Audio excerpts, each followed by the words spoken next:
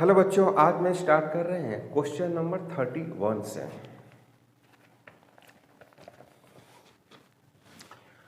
Question number 31, ABC is an equilateral triangle with capital O as its center.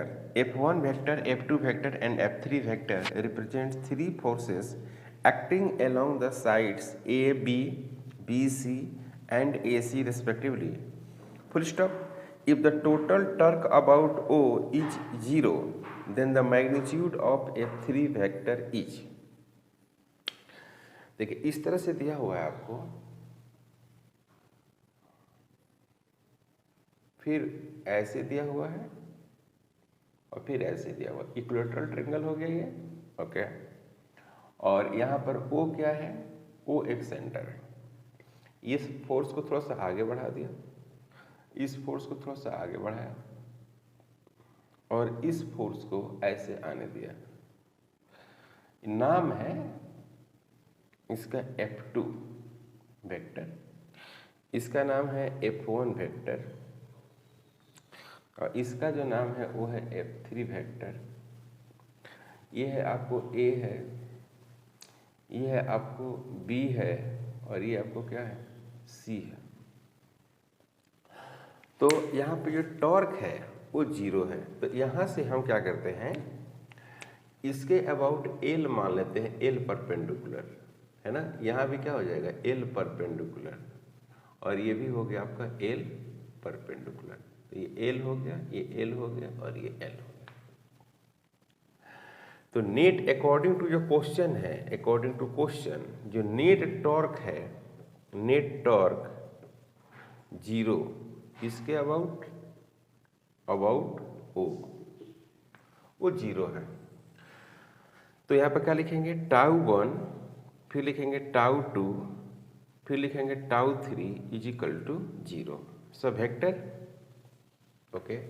तो आपको पता है कि जो एंटी क्लॉकवाइज जो टॉर्क होता है वो पॉजिटिव होता है और क्लॉकवाइज जो टॉर्क होता है वो क्या होता है? निगेटिव होता है। ये आपको मालूम है, ठीक है। तो ये जो घुमाएगा इसके अबाउट ऐसे घुमाएगा एंटी क्लॉकवाइज, ये किधर घुमाएगा? Anti clockwise. ये कैसे घुमाएगा? क्लॉकवाइज, है कि नहीं? क्लियर है? तो F1 का अगर आप लिखिएगा तो क्या लिखिएगा? F1 वेक्टर इनटू क्या लिखिएगा? L1 लिखिएगा, यही ना F1 वेक्टर। तो क्या कहते हैं? मैग्नीट्यूड के टर्म में लिखते हैं कि जो परपेंडिकुलर है। तो F1 और यहाँ पर क्या लिखते हैं? L। फिर इसका भी क्या लिखते हैं? F2 into L। क्लियर? इसका क्या लिखेंगे? Minus F3 into L is equal to 0। ये माइनस कैसे हुआ? क्योंकि ये क्लॉकवाइज टॉर्क है। ये जब भी घुमाएगा, फोर्स इधर है तो इसको ऐसे आप घुमाएंगे इसके अबाउट। इसको क्या लिखेंगे? F1 plus F2 is equal to F3 into L। यहाँ पर क्या करते हैं? L बाहर, तो L से L कैंसिल हो जाएगा। इसको वेक्टर के रूप में भी लिख सकते हैं, F1 vector plus F2 vector is equal to F3 vector. ये हो गया आंसर। मतलब कि F1 plus F2 plus F3 आपका आंसर होगा। F1 plus F2, F1 plus F2 मतलब कि A आंसर होगा। ये समझ में आया आपको? को डाउट नहीं? ओके। नेक्स्ट जो क्वेश्चन है ये हो गया 31 हो गया। नेक्स्ट जो क्वेश्चन है क्वेश्चन नंबर 32, थ्योरेटिकल क्वेश्चन है। आपने थ्योरी पढ़ा होगा, centre of gravity, radius of gyration और सेंटर ऑफ मास से रिलेटेड। तो आपको ये बातें समझ में आएगी। जैसे 32 में मैं आपको पढ़ के सुना रहा हूँ पहले क्वेश्चन को।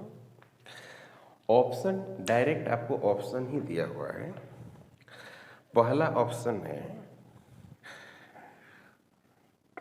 Centre of gravity of a body is the point eight which the weight of the body acts. बिल्कुल सही है। जैसे ये कोई बॉडी है, इसका सेंटर ऑफ ग्रेविटी ये है, ये सेंटर ऑफ ग्रेविटी है, सेंटर ऑफ ग्रेविटी।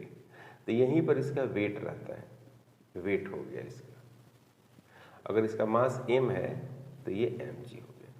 कहीं भी जैसे ये रॉड है, इस रॉड का सेंटर ऑफ ग्रेविटी अगर ये है, centre of gravity not centre of mass, तो इसका वेट सीधे यहीं से निकलेगा। तो पहला जो है ना, पहला वो सही है, पहला सही कह रहा है। दूसरा देखिए क्या कह रहा है, दूसरा है कि the centre of mass coincides with the center of gravity if the earth is assumed to have infinitely large radius। नहीं, सेंटर ऑफ मास कभी भी सेंटर ऑफ ग्रेविटी से कंसाइड नहीं करता, बिल्कुल दोनों अलग चीज है। 3 कह रहा है to evaluate the gravitational field intensity due to any body at an external point the entire mass of the body can be considered to be concentrated at centre of gravity. नहीं, सेंटर ऑफ ग्रेविटी पर नहीं मानते, centre of मास पर मानते हैं। और कोई बड़ी बॉडी है, उस बड़ी बॉडी की वजह से किसी पॉइंट मास बहुत दूर किसी पॉइंट पर अगर फील्ड निकालना चाहते हैं तो बड़ी बॉडी के सेंटर ऑफ मास पे मानते हैं कि उसका सारे मास कंसंट्रेटेड है, सेंटर पर नहीं। तो ये भी गलत है, सेंटर ऑफ ग्रेविटी पर नहीं, ये भी गलत है। 4 number, the radius of gyration of any body rotating about an axis is the length of the perpendicular distance from center of gravity of the body to its axis। बिल्कुल सही है। जैसे कि यहाँ पर कोई एक बॉडी है जिसका सेंटर ऑफ ग्रेविटी ये है ना, तो इसके एक्सिस ऑफ यहाँ पर एक एक्सिस ऑफ रोटेशन है, तो यहाँ से परपेंडिकुलर डिस्टेंस ये लेते हैं। ये डिस्टेंस क्या होना चाहिए, परपेंडिकुलर होना चाहिए। कहाँ से, सेंटर ऑफ ग्रेविटी से, न कि सेंटर ऑफ मास से। तो ये बात सही है। तो ऑप्शन में अगर हम देखें 1 और 4 यही सही होगा, 1 और 4 या 4 और 1। तो एक पहला जो ऑप्शन है वो यही दिया हुआ है, तो पहला ऑप्शन इसका सही हो गया। मतलब कि क्वेश्चन में 4 कंडीशन दिया हुआ था, 4 थ्योरेटिकल पार्ट्स दिया हुआ था और आपको पेयर बनाकर ऑप्शन पूछा गया था। जैसे कि 1 4, जैसे ऑप्शन में है 4 और 1, 1 और 2, 2 और 3, 3 और 4, तो 1 और 4 दोनों सही है। इसमें कोई डाउट किसी को नहीं होना चाहिए। Okay, question number 33 simple question है, कठिन क्वेश्चन नहीं है। और ऐसा क्वेश्चन आप बहुत जगह पर देखे होंगे, बहुत जगह देखे होंगे, 1-2 जगह नहीं, बहुत जगह देखे होंगे।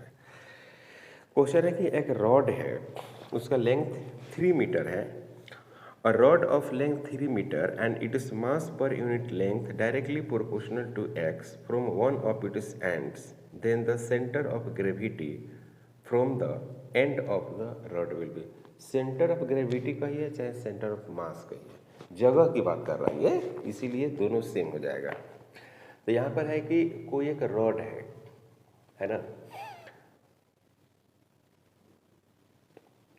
It's mass per unit length is directly proportional to the x। मतलब इसमें जो लेमडा है, लेमडा क्या होता है, मास पर यूनिट लेंथ होता है, पर यूनिट लेंथ, इसको हम लोग पढ़ते हैं।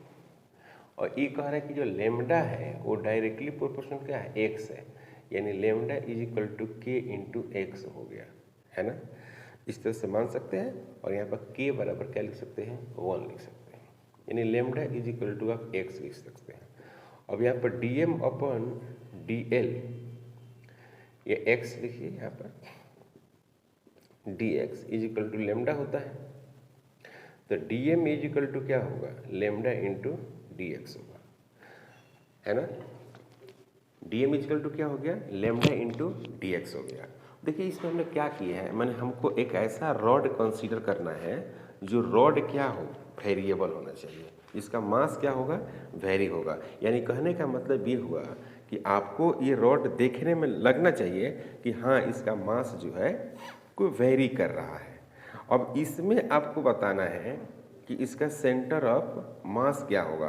तो सेंटर ऑफ मास का फॉर्मूला तो जानते ही हैं कि हम लोग क्या लिखते हैं, फार्मूला सेंटर ऑफ मास का। इसमें का रॉड हम दिखाएं जिसका लेमडा चेंज कर रहा है, यानी कि एक्स को बदलने से लेमडा बदल रहा है, यानी कहने मतलब कुछ ऐसा दे सकते हैं आप, है ना। इस तरह से दे सकते हैं, हाँ ये वाला हो सकता है ना, इस तरह से। अब इसका आपको सेंटर ऑफ मास बताना है, ये मास का, इसकी पूरी लंबाई आपको दे रखा है, पूरी लंबाई एल है और एल इजिकल टू 3 मीटर दिया हुआ है। तो हमको पता नहीं है कहाँ होगा, चूंकि ये नॉन यूनिफॉर्म है ना, तो आप सेंटर ऑफ मास का एक्स में रखे हैं तो एक्स वाला ही लिखना पड़ेगा। क्या फॉर्मूला लिखते थे, एक्स dm ऐसे लिखते थे, और 0 से लेकर कहाँ तक, 3 तक लिखेंगे, पूरा 3 लंबाई है इसका। और यहाँ पर क्या लिखेंगे, यहाँ पर लिखेंगे सिर्फ dm, और 0 से क्या लिखेंगे 3। को डाउट नहीं। तो एक लाइन और लिखते हैं यहाँ पर, x centre of mass, x centre of मास को लिखेंगे क्या, एक्स, और dm के बदले क्या लिखेंगे, लेमडा इंटू डी एक्स लिखेंगे, लेमडा इंटू डी एक्स, और 0 से 3। यहाँ पर क्या लिखेंगे, लेमडा लिखेंगे और डी एक्स लिखेंगे, और 0 से क्या लिखेंगे 3 लिखेंगे। तो यहाँ पर क्या लिखेंगे, x centre of mass is equal to x, lambda के बदले एक्स लिखना पड़ेगा, तो यहाँ पर एक्स और फिर एक्स और फिर डी एक्स, और यहाँ पर हो गया 0 से लेकर 3 तक, और फिर लेमडा के बदले क्या लिख रहे हैं, यहाँ पर एक्स होगा, डी एक्स होगा, और 0 से लेकर 3 तक। अब इसका सिर्फ इंटीग्रेशन आपको करना है, तो कीजिए इंटीग्रेशन। यहाँ पर एक्स स्क्वायर डी एक्स है और 0 से लेकर 3 तक, और यहाँ पर क्या है, एक्स है और डी एक्स है, और 0 से लेकर कहाँ तक, 3 तक। तो ये हो गया x centre of mass is equal to x centre of mass, तो यहाँ पर क्या होगा, एक्स के पावर 3 डिवाइडेड बटे क्या हो गया 3, और 0 से लेकर कहाँ तक 3 तक, और यहाँ पर क्या हो गया एक्स स्क्वायर डिवाइडेड बटे 2, 0 से लेकर कहाँ तक 3 तक। अब इसको सोल्व जब करेंगे तो क्या होगा, यहाँ पर होगा 3 के पावर 3 डिवाइडेड बटे 3 और माइनस 0 डिवाइडेड बटे, यहाँ पर होगा 3 के पावर 3 डिवाइड, सॉरी 3 के पावर 2 डिवाइडेड बटे 2 माइनस 0। सोल्व करेंगे तो क्या मिलेगा, x centre of mass is equal to, यहाँ पर लिखेंगे 3 के पावर 3 इंटू 3 डिवाइडेड बटे 3, यहाँ पर क्या हो गया 3 इंटू 3 और डिवाइडेड बटे कितना 2, लेकिन एक कट गया, फिर ये भी कट गया है ना, तो क्या बच गया 2 बच गया है ना, सिर्फ क्या बच गया 2। तो आपको ऑप्शन में देखिए क्या क्या दिया हुआ है, 1.5 मीटर है, 2 मीटर है, और 2.5 और 3.0 मीटर है। तो एक सेंटर ऑफ मास जो है ना वो क्या हो गया 2 मीटर पर होगा, ये आंसर है। तो देखिए यहाँ पर क्या है कि पूरा 3 मीटर है, तो मिड पॉइंट पर तो होगा नहीं, क्योंकि यूनिफॉर्म नहीं है, तो और आगे जाना पड़ेगा, यहाँ से यहाँ तक 1.5 और फिर और आगे जाना पड़ेगा, मतलब यहाँ पर होगा है ना सेंटर। क्लियर है, तो ये हो गया क्वेश्चन नंबर 33। अब बात करते हैं क्या क्वेश्चन नंबर 34। तो 34 जो क्वेश्चन है ना, 34 जो क्वेश्चन है वो आपको आईसीएसई बोर्ड में 10th में बड़ा डिटेल से दिया हुआ है ना। क्वेश्चन नंबर जो 34 है वो आपको आईसीएसई बोर्ड के 10th में, 10th के जो आईसीएसई बोर्ड के जो फिजिक्स है उसमें आपको दिया हुआ है, पहला ही चैप्टर में दिया हुआ है। देखिएगा आप इसको, पहले क्वेश्चन आप समझ लीजिए क्या कह रहा है क्वेश्चन। क्वेश्चन है कि 250 newton force is required to raise 75 kg mass from pulley. किसी पुली से मतलब कि 50 kg के मास को उठाने के लिए 250 न्यूटन का, सॉरी 75 kg मास उठाने के लिए 250 न्यूटन का फोर्स की रिक्वायरमेंट है। आगे कह रहा है कि if rope is pulled 12 metre, अब किसी रोप को आप 12 मीटर पुल कर रहे हैं, then the load is lifted 3 metre, the efficiency of the pulley system will be, क्या होगा। तो पहली बात तो ये देखिए, फोर्स जो लगा हुआ है वो कितना लगा हुआ है 250 न्यूटन। मास को हम, मास की वजह से लोड आएगा, ठीक है ना, तो ये हो गया आपको 75, सॉरी इतना केजी है, केजी, ओके। और देखिए रोप पुल्ड इतना metre, then the load shifted 3 metre, है ना, पुल कर रहे हैं। रोप जो पुल किया गया है, रोप पुल 12 metre, then load shifted, then load shifted 3 meter, then 3 meter, the efficiency of the pulley system will be, आपको निकालना है क्या, efficiency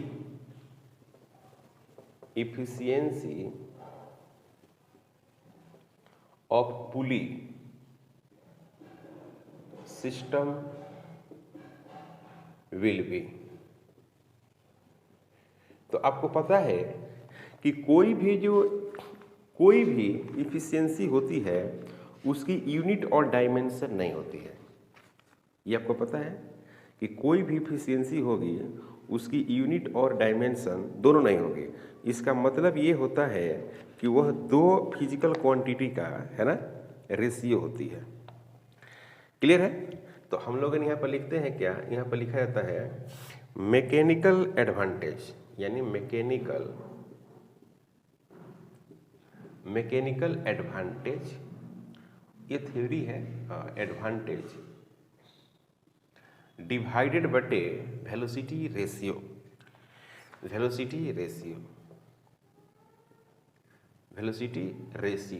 ध्यान दीजिएगा। तो मैकेनिकल जो एडवांटेज होता है वो क्या होता है, इसको ऐसे शॉर्ट में लिखते हैं हम लोग, मैकेनिकल एडवांटेज डिवाइडेड बटे वेलोसिटी रेशियो। तो मैकेनिकल एडवांटेज जो होता है उसका फॉर्मूला हम लोग लिखते हैं लोड बटे इफॉर्ट, लोड डिवाइड बटे इफॉर्ट। इफॉर्ट का मतलब हुआ कि आपने कितना फोर्स लगाया है, और लोड का मतलब होता है कितना आपने वेट उठाया है ना। समझ में आ रही बात? तो आप अब यहाँ पर देखिए कि लोड कितना, W लिख सकते हैं, F लिख सकते हैं। तो 750 था ही, इंटू 10 कर दिए वेट फोर्स, और यहाँ पर कितना था 250, ये तो ये हो गया कितना, 3 हो गया, 3 हो गया। तो पहला जो क्वांटिटी आया 3 आया। और जो वेलोसिटी रेशियो जो होता है, वेलोसिटी रेशियो वो होता है distance travel by the effort, मतलब जो फोर्स लगाया गया, distance travel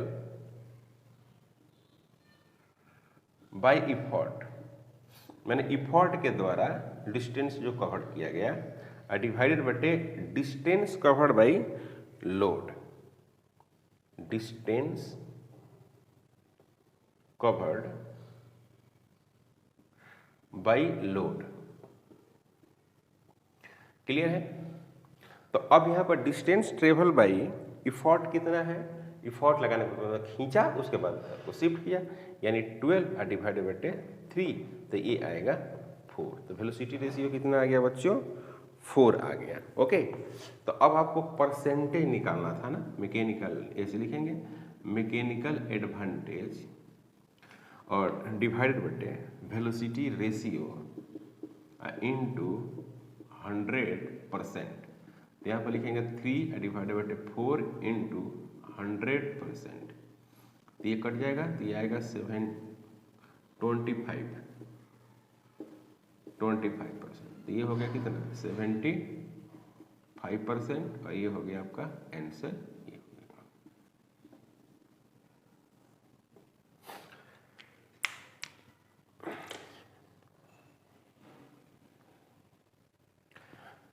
75% eta equal to 75%। Okay, ये आंसर होगा। तो ये आपको 10th का थ्योरी है ना, क्योंकि 11th में इसकी डिस्कशन नहीं होती है, बहुत कम आता है, ये पूछ दिया है क्वेश्चन। ओके, तो 34 नंबर आप समझ चुके हैं क्वेश्चन क्या कह रहा है और क्वेश्चन का क्या मतलब है। ओके, अब हम बात करने जा रहे हैं क्वेश्चन नंबर 35।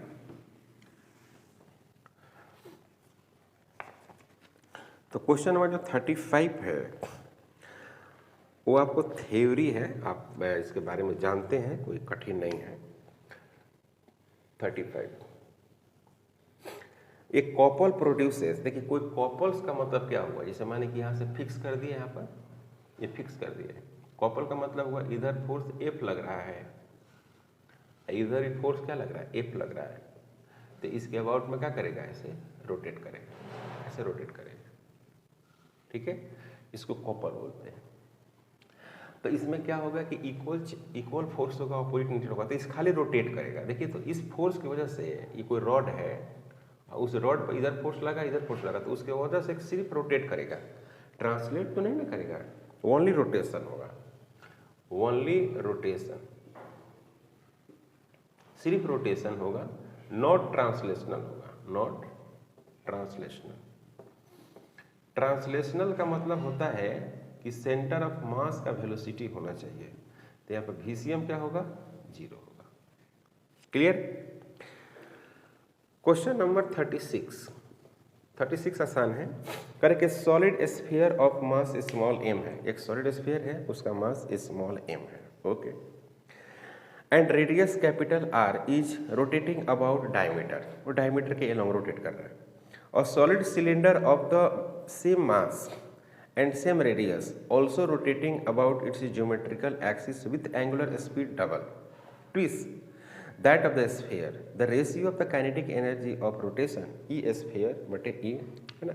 पहली बात की देखिए, ये आपको स्फीयर है, आपको पता है ये ऐसे रोटेट कर रहा है ओमेगा से, ये आपको सॉलिड एक डिस्क है, सॉरी सॉलिड सिलेंडर है, तो ये जो ओमेगा 2 ओमेगा से रोटेट कर रहा है, तो ये हो गया m, ये हो गया m।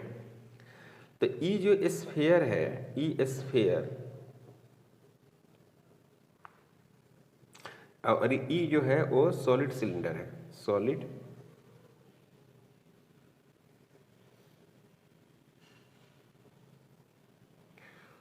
सिलेंडर है। यहाँ पर क्या होगा 1/2 m रहेगा, और यहाँ पर क्या रहेगा, सॉरी 1/2 और I solid sphere into omega का स्क्वायर डिवाइडेड बटे 1/2 I into solid cylinder into 2 omega, इसका क्या होगा स्क्वायर होगा। तो ये और ये कैंसिल हो गया, ये और ये कैंसिल हो गया, तो यहाँ पर क्या होगा IS डिवाइडेड बटे IS इंटू कितना 4, ऐसा होगा। तो आपको पता ही है सॉलिड स्फीयर का होता है 2/5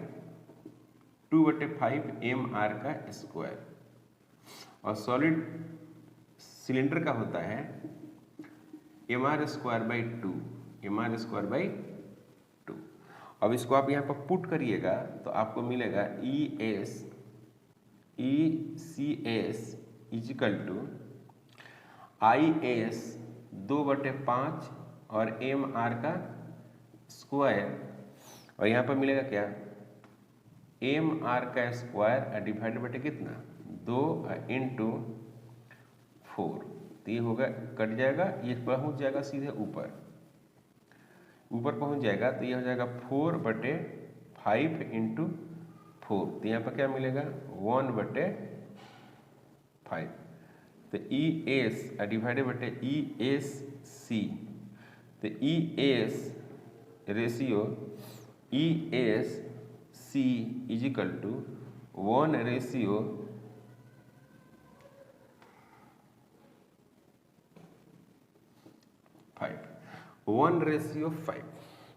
तो ऑप्शन आपको है 2/3, बी में है 1/5, और सी में है आपको 1/4, और डी में है 3/1।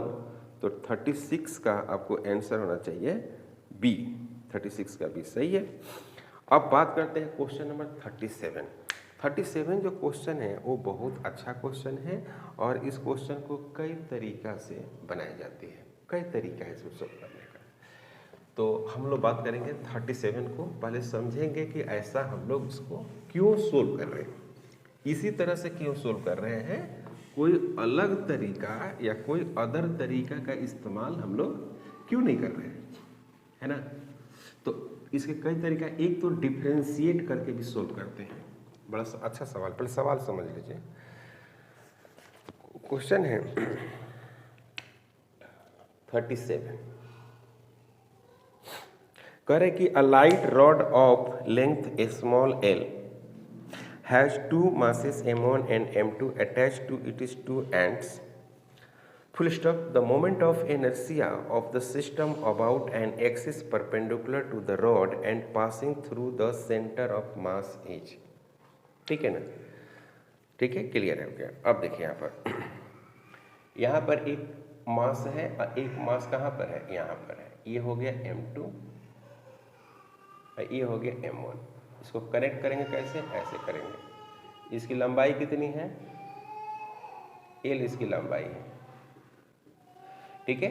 अब इसका हमको सेंटर ऑफ मास तो पता नहीं ना है, इसका नहीं मालूम, तो हम मान लेते हैं क्या कि यहाँ से इसका सेंटर ऑफ मास पास किया, इसके अबाउट ऐसे घूम रहा है ना।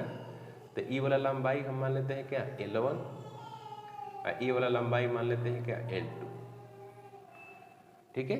हमको कैलकुलेट करना है moment of inertia passing through the centre, हमको ये कैलकुलेट करना है ना। तो सबसे पहला काम ये हम लोग करेंगे कि इसका हम लोग L1 पहले कैलकुलेट करते हैं, है ना। इसका x सेंटर ऑफ मास, जैसे यहाँ पर L1 मान लिए हैं, यहाँ पर L2।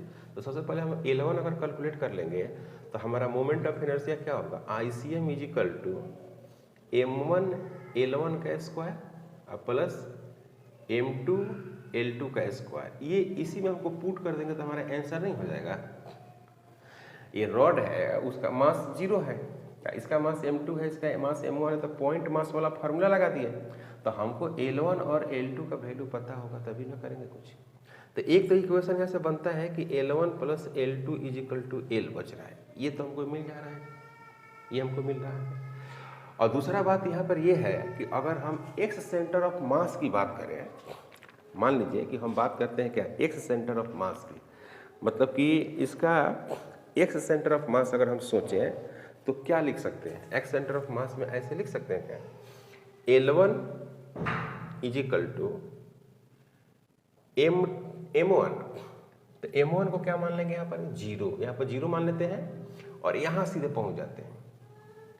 तो यहाँ पर लिखें क्या, M1 into 0 plus M2 into यहाँ से यहाँ तक लंबाई कितना है, L। ये हम भूल गए, है ना, ये हम भूल गए। यहाँ सेंटर ऑफ मास हम मान लिए, तो एक सेंटर ऑफ मास यहाँ मान लिए हम, तो एक सेंटर मास का लंबाई कितना हो जाएगा, L1 हो जाएगा। यही ना होता था, यहाँ से जहाँ सेंटर, जो यहाँ पर सेंटर ऑफ मास लाई करता था, तो M2 यहाँ से तक लंबाई कितना है, L है।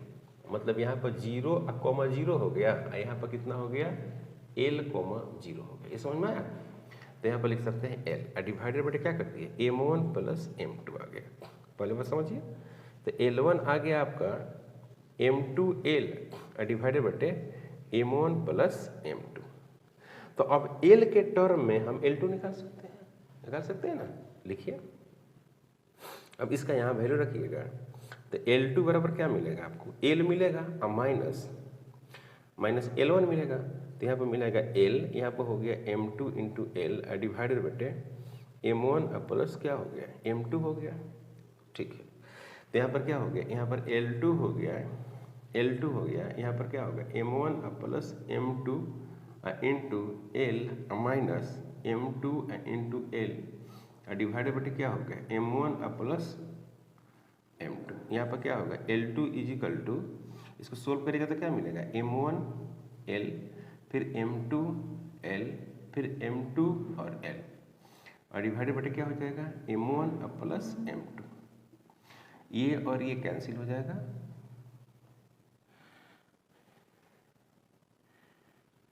है ना। तो ये और ये कैंसिल हो जाएगा तो क्या मिलेगा आपको, M1 मिलेगा और L मिलेगा, डिवाइडेड बटे क्या मिलेगा, M1 प्लस M2 मिलेगा इज इक्वल टू L2 मिलेगा। अब इसको L1 का, ये L1 है, ये क्या है बच्चों, L2 है।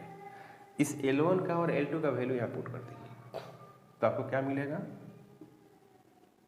यहाँ पर मिलेगा बच्चों I centre of mass is equal to M1, इसका स्क्वायर कर देना है।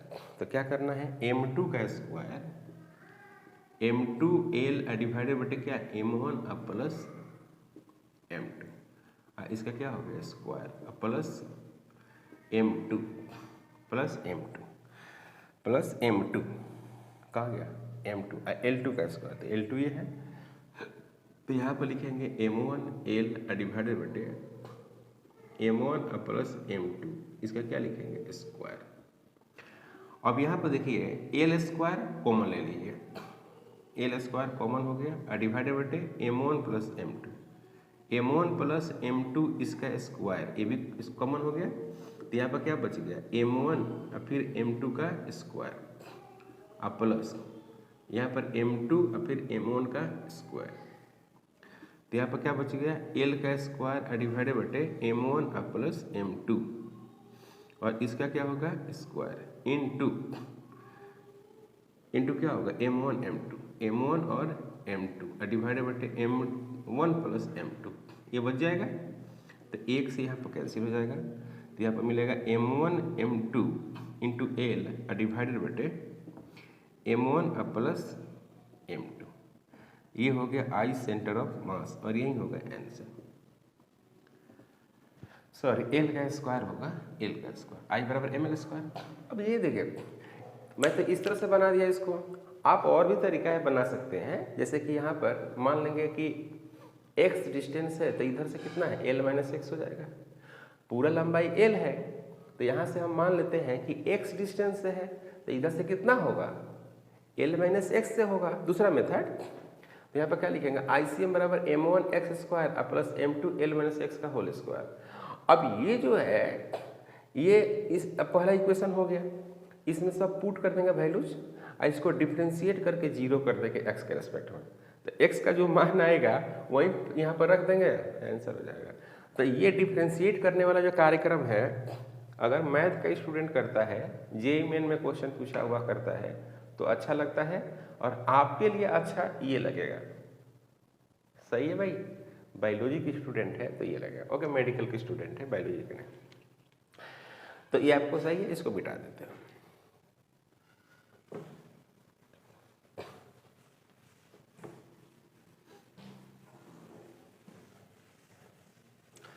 अब बात करना है हम लोग को क्वेश्चन नंबर 38।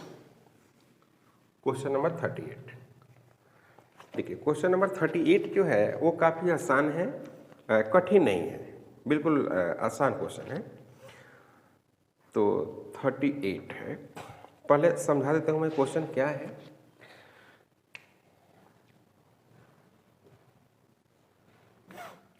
करें कि from a circular disc of radius capital R and mass 9m, a small disk of mass small m and radius r/3 is removed concentrically. Full stop. The moment of inertia of the remaining disk about an axis perpendicular to the plane of the disk and passing through its center. कहने का मतलब ये हुआ कि इस तरह से एक डिस्क है, ठीक है, और इस डिस्क का जो मास है वो क्या है बच्चों 9m है, 9m, ठीक है, और इसकी रेडियस जो है वो है कैपिटल R, कोई डाउट नहीं, और इसकी जो सेंटर ऑफ मास है वो ऐसे पास कर रही है ना, इस तरह से। अब इसमें जो है वो कह रहा है कि इतना मास को काट के निकालते हैं, ये मास कितना है m है, इसका रेडियस कितना है r/3, तो रिमेनिंग पार्ट का सेंटर ऑफ मास क्या होगा, यही सवाल है। मतलब कि इसका आपको सेंटर ऑफ मास बोल रहे हैं, मोमेंट ऑफ इनर्शिया, तो इसकी आपको मोमेंट ऑफ इनर्शिया क्या होगी, ये सवाल है। सही है, तो काफी सिंपल लग रहा है। डिस्क का आप मोमेंट ऑफ इनर्शिया तो जानते ही हैं, डिस्क का जो मोमेंट ऑफ इनर्शिया होता है बच्चों वो mr² बटे क्या होता है 2 होता है, mr² बटे 2 होता है। तो बड़ा वाला का क्या होगा, बड़ा वाला क्या लिखेंगे 9m डिवाइडेड बटे 2 इंटू r का स्क्वायर, बड़ा वाला हो गया। छोटा वाला का क्या लिखेंगे, छोटा वाला टुकड़ा क्या लिखेंगे, तो यहाँ पर लिखेंगे m डिवाइडेड बटे 2 और यहाँ पर क्या लिखेंगे बच्चों r/3 इसका स्क्वायर। तो क्या मिल गया, ये मिल गया mr² डिवाइडेड बटे 18 मिल गया, देख रहे हैं ना 18 मिला है। सही लिखा है क्या, हाँ सही लिखा है, 18 मिल गया। तो रिमेनिंग पार्ट का मोमेंट ऑफ इनर्शिया क्या लिखेंगे, now moment of inertia of remaining part, moment of inertia of remaining part. तो रिमेनिंग पार्ट का हमको मोमेंट ऑफ इनर्शिया निकालना है। तो क्या करेंगे हम लोग, घटाएंगे।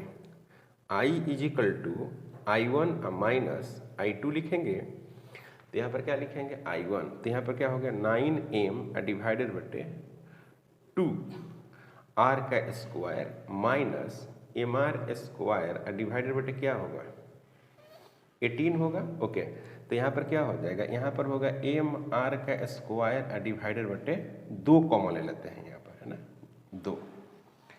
2 कॉमन ले लिए तो आपको क्या मिल गया, यहाँ पर मिल गया 9। ओके, यहाँ पर क्या मिल गया 1 डिवाइडेड बटे 9, है कि नहीं। तो 9 81 हो गया, क्या हो गया 81।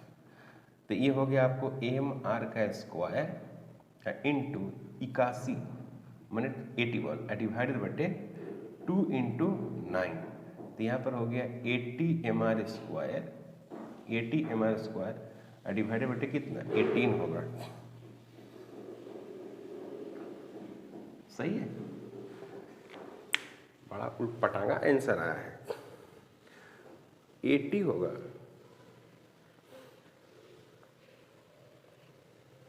अच्छा, फिर कट जाएगा ना, हाँ अच्छा ठीक है, हाँ ये ऐसा लिखिए, ऑप्शन में ऐसा नहीं है, मतलब ऐसा लिखिए। अच्छा, इसी को आप ऐसे भी तो लिख सकते हैं, आई इज इक्वल टू 2 से डिवाइड करेंगे तो 40 डिवाइडेड बटे 9 MR का स्क्वायर, ये हो गया आंसर।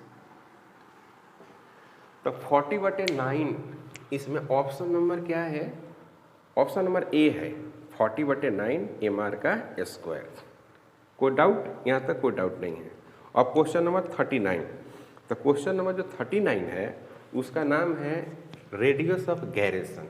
ये समझ में आया बच्चों, पूरा का मास जो है 9m है, उसमें से m बटे r को घटा रहे हैं, डायरेक्ट मैंने घटा दिया। ओके, कोई कठिन क्वेश्चन नहीं है, ये सब क्वेश्चन कठिन नहीं होता है। अगर आपको क्वेश्चन में दिक्कत हो रहा है तो थ्योरी में भी प्रॉब्लम हो सकती है ना।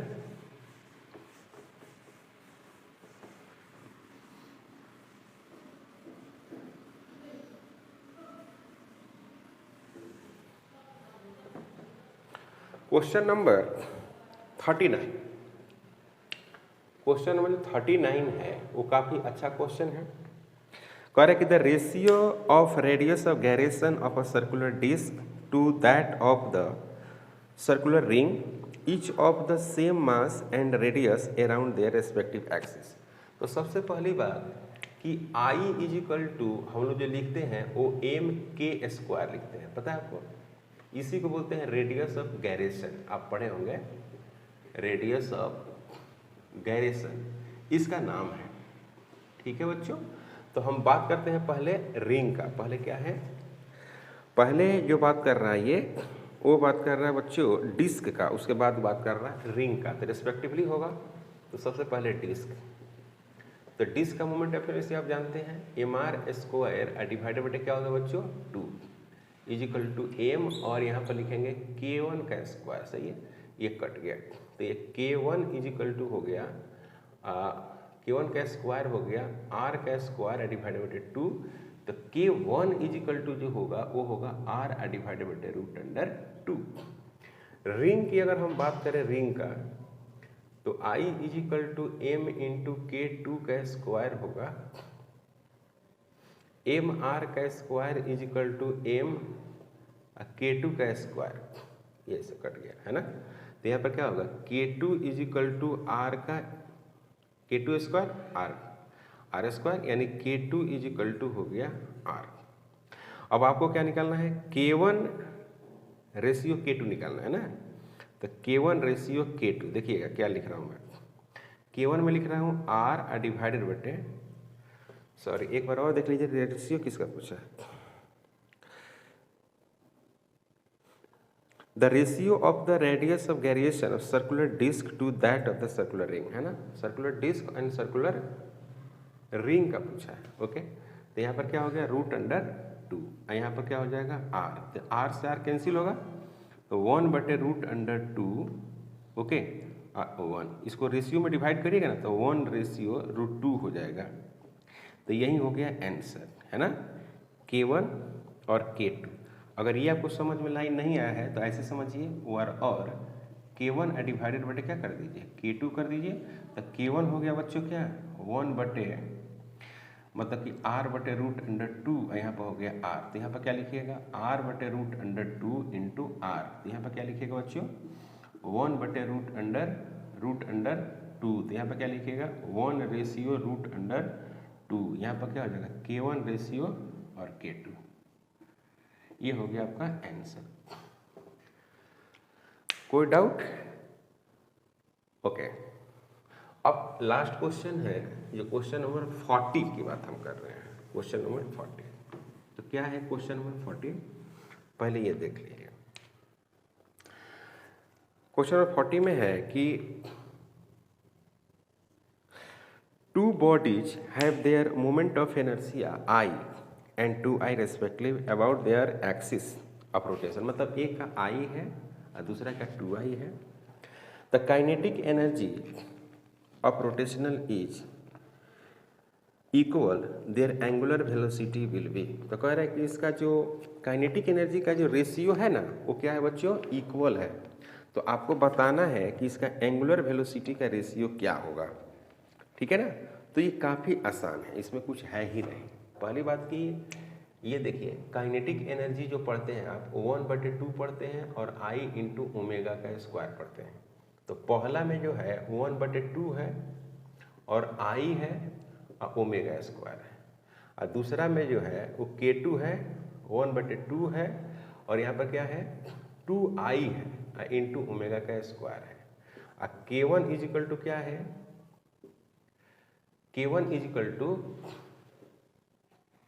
इक्वल टू K2 है ना। क्वेश्चन के अनुसार अलग अलग एंगुलर स्पीड है, तो यहाँ पर लिखेंगे 1/2 I इंटू ओमेगा 1 का स्क्वायर और 1/2 इंटू 2I और ओमेगा 2 का स्क्वायर, तो ये और ये कैंसिल, फिर ये और ये कैंसिल, तो omega 1 equal to 2 into omega 2 इसका स्क्वायर, तो ओमेगा 1 का स्क्वायर डिवाइडेड बटे ओमेगा 2 का स्क्वायर इज इक्वल टू 2, तो यहाँ पर क्या लिखेंगे ओमेगा 1 बटे omega 2 is equal to root under 2, तो omega 1 divided omega 2 is equal to root under 2 ratio.